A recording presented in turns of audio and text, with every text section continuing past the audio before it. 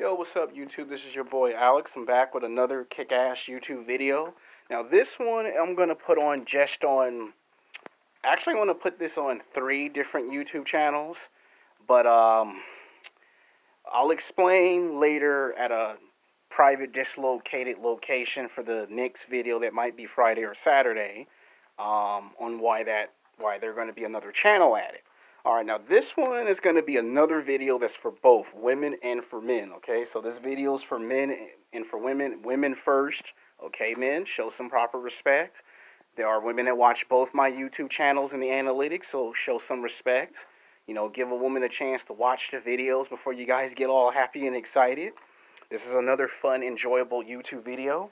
Alright, this one's going to be called... Actually, I'm going to change up the title of the video because we have women that watch this channel. So it's going to be called Sex Game Hot, Sexy Women, badass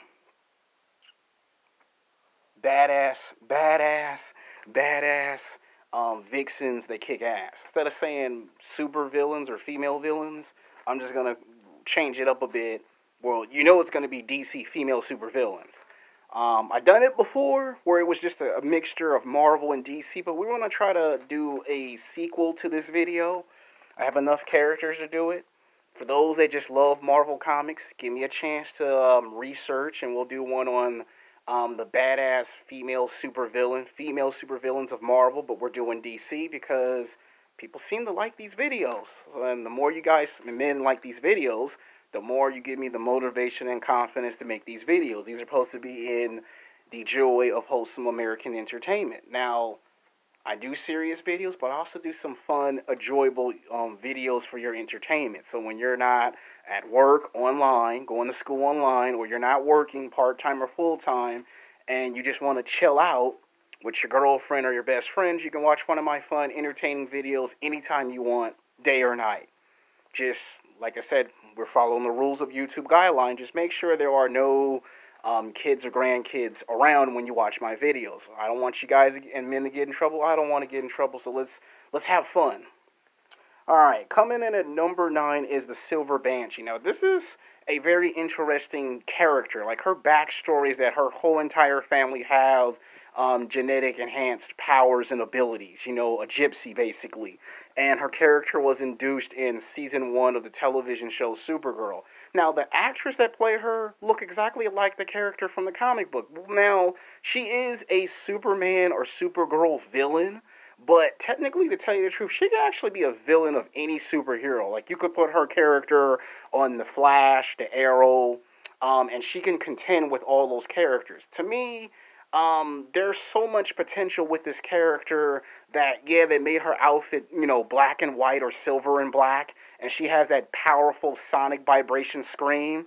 And to me, they could have had her on Supergirl, but I feel like her character fits more of the television show, The Flash and Arrow, because if the Black Canary has sonic vibration scream and the Silver Barshee can do the same exact thing, that would be a chance for both those characters to team up and fight other characters or fight each other. Now, what makes her very physically, sexually attractive is she's unpredictable. She's very creative. Like, she can come off with this hot, sexy innocence about her, and then she turns around in the blink of an eye, and she's this strong, fierce woman. And I think some men actually like that. I think some men like a combination of the two. I think some men like a girl that's strong and fierce, but at the same time has that nice, sexy innocence. It's just unfortunate that her character was just only in 1 or 2 seasons of the television show, and this character had a lot of potential. Like, it was nice that they had her teamed up with Livewire, but I still feel like her character was overshadowed because nobody knew that this was even a female supervillain. And to me, this character, you could have put this character in any show, and she would have still popped up as a strong, powerful villain. It's just, unfortunately, they didn't really do too much with her character.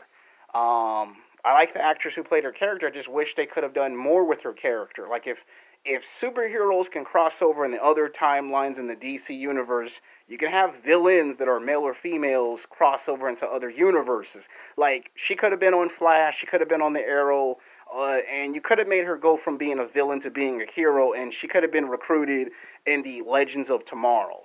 Now, if you're making a show called Birds of Prey, you probably will create another version of the character and probably go with a different backstory. Like, you can have that she has a twin sister or a cousin that, is jealous of someone that's rich and famous, and all of a sudden she has this powerful scream, and that becomes her power.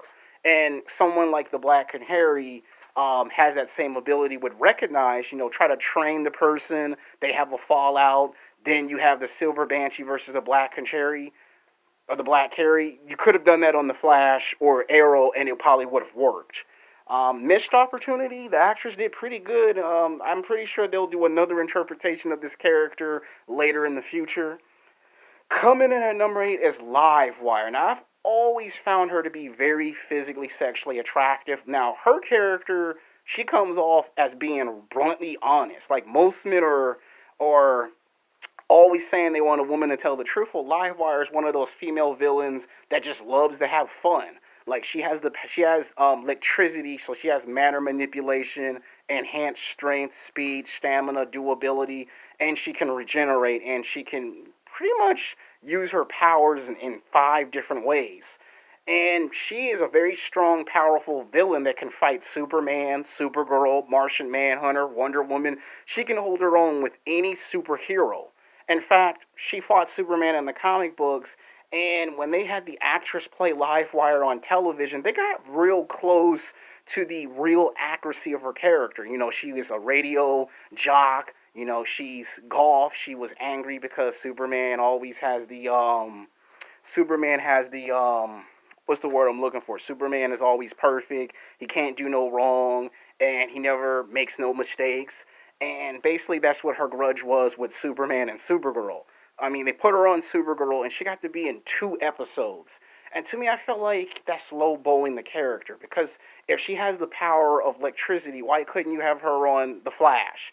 Like, it would have been nice for her to connect to the Speed Force, and then she would come to Earth 1 to fight the Flash. Like, it would be the first time that you had a female villain besides Zoom and Reverse Flash that can connect to the Speed Force. Yes, they had a female speedster on the Flash, but that was a character that had to use a serum to have the same speed as those characters. But if you look in the comic books, her character's powers could actually get the potential to connect to the Speed Force. Like I said, there's just something about a black woman dressing in all tight black that gets me, excited, and I find very physically, sexually attractive. To me, she's like a strong, powerful, like she's like the type of girlfriend that you want to be with because she's so fun. Like, when they tell you sometimes it's good to have fun, well, her being a supervillain and her being a bad girl, makes guys go, bad girls know how to have fun. Like, she just has fun no matter what. She doesn't focus on winning or losing. She's just out there having fun, and here's Superman trying to win the fight, and it goes to show you sometimes in life it's better to have more fun with bad girls. Bad girls are just more fun. Her character was good gone bad, but she had more fun, so that's one of my favorite villains on this list. Now, should she be rated higher? She should. I have a feeling they'll bring her character back to television or into movies, played by another actress. Like, you can play different versions of this character, and the voice actress who played this character actually looked exactly like the designs of this character from the late 80s or the early 1990s. Coming in at number 7 is Killer Frost. Which version? You already know I'm about to say.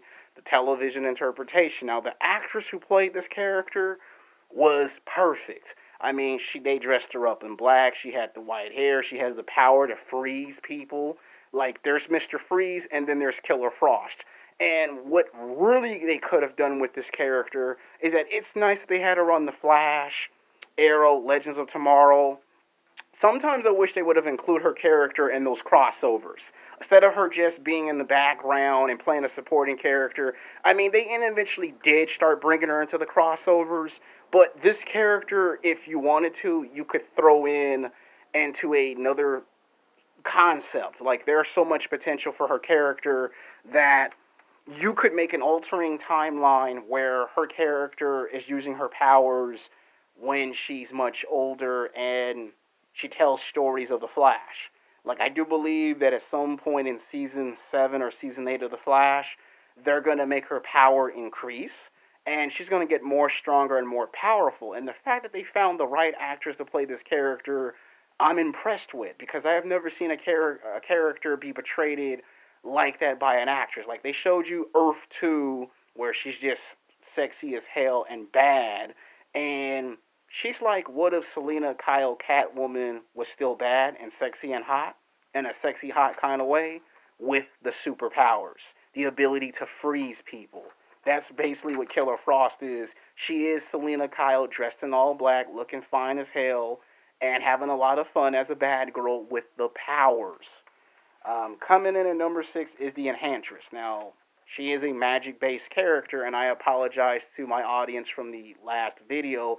I didn't get a chance to talk about the concept of Zatanna, the magic magician, because this is her arch rival. Like, Enchantress and Zatanna are like arch rivals in the comic books.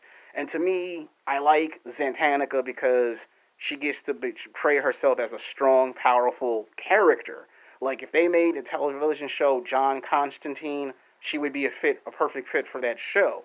If you wanted to make a spinoff of the Justice League, like there's the Justice League movies, but then you want the Justice League television shows, Zatanna would be perfect. Now, she was on Smallville for 4 seasons before they created the DC, CW DC Universe television world. She was on 5 seasons of Smallville. And like the comic book, the cartoon, the comic book, she put a magic spell on Superman, where she didn't have to do that with Batman. She did it to Superman twice. And she's able to hold her own in combat, where the Enchantress is someone that can use her magic powers with telekinesis, telepathy, and sometimes a lot of men want to be put under a powerful love spell with their girlfriend or their favorite Hollywood crush. Guys have crushes, girls have crushes, and sometimes we always crack jokes at lunch or at dinner, whether you're at the gym or at, wherever you are. And sometimes you'll crack a joke and say, if I had magic powers, I would, make somebody, like me, or things of that nature. It's just the idea of what you would do if you had magic powers. And the Enchantress is a strong, powerful supervillain. And she's fought the Justice League, she's fought Batman, Superman, and sometimes she's even fought other supervillains. And it gives you the idea of what would you do if you had magic powers. Everyone has thought about it, male or female, young or old, black or white. We have all sat down in different times of our life and thought of what would have been cool to fly. Some people wish they could be Batman or Superman. Some people wish they could be the Flash. Some people wish they had magic powers. And the Enchantress is a prime example of that. Coming in at number 5 is Rose Wilson, the daughter of Deathstroke. And he has a son, but he also has a daughter, who's a female genetic enhanced super soldier. And to me, you did see an interpretation of that character in season 2 of the television show Arrow. Now, I do believe that her character should have gotten away, and they could have set up a storyline for season 6 or season 7 of Arrow, where her character goes missing for 10 years or 15 years, and then when you got to the year 2040, her character could have resurfaced, where she's like in her late 30s, early 40s, trying to get revenge for her father, Slade Wilson. And that would have been a chance for her to be on the television show Birds of Prey. Like, you have all these badass characters that were from season 1 and season 2 of Arrow. And the one thing I don't like about the television show of Arrow is when they kill either the good guys or the bad characters, the heroes and the villains, they like to do this one and done concept where the characters are done. Where on The Flash, Captain Cole is going to come back because he's in every season. Heat Wave, Captain Cole, Zoom, Reverse Flash. They always bring those characters back in multiple seasons of The Flash, where in the Arrow, we'll bring you in for one episode and then you don't see that character no more. And it's like, but that's a badass character. And these be fan favorite characters. And to me, it's like if you have a man become a genetic enhanced super soldier, it answers your question. You can have a female genetic enhanced super soldier. I mean, she was badass. I mean, the fighting scenes and the martial arts, you can't deny that the martial arts and the fighting scenes were cool and badass choreographed. And the actress who played her was very physically attractive, speaking the multiple languages, taking advantage of Oliver Queen's weakness, and only women could read her, and Oliver couldn't read her. And to me, her character is good because some men actually like women they can't read. Like, there are some men that don't like it, and there's some men that actually like the fact that there's a woman that they can't read. And yes, we are drawn to the bad girl. Most guys say no,